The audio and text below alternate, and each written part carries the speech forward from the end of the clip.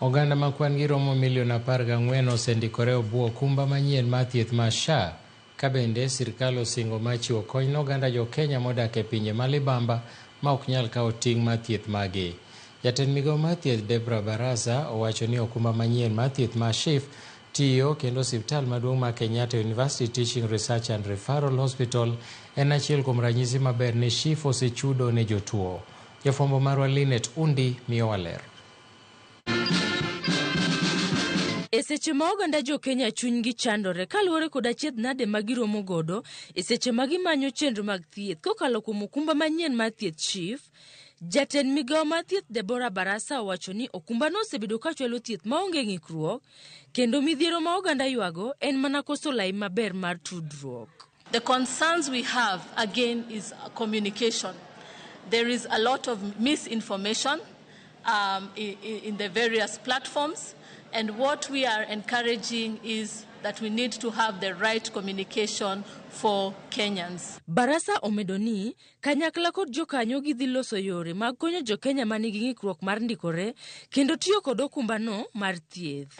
In a meeting with the SHA colleagues, and we are looking to set up the help desks as soon as possible, soonest by Monday. So we will have the help desks to improve registration.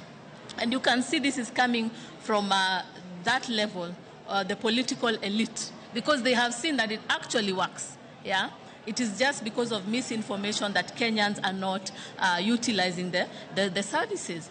And so we are looking to expand to ensure that we have help desks across and even to the various constituencies so that people can actually register and have access to services. Omedo ni nyaka sani Jo-Kenya maromo milion 14 osendikore ne okumbano mar thieth, kowacho ni gidhi konyo Jo-Kenya momoko e pinje maoko kaluwore kod chulo omenda mag thieth. Regarding the stranded patients, we are requesting that they can reach out through the call center to the Social Health Authority, and each individual case will be addressed accordingly.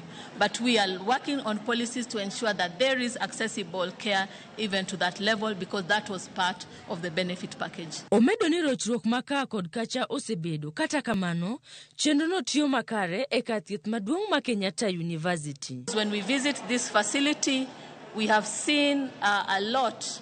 Right now we've also moved through the cath lab, where patients are benefiting through surgical procedures that are up to 900,000 Kenyan shillings, and Social Health Insurance Fund is covering.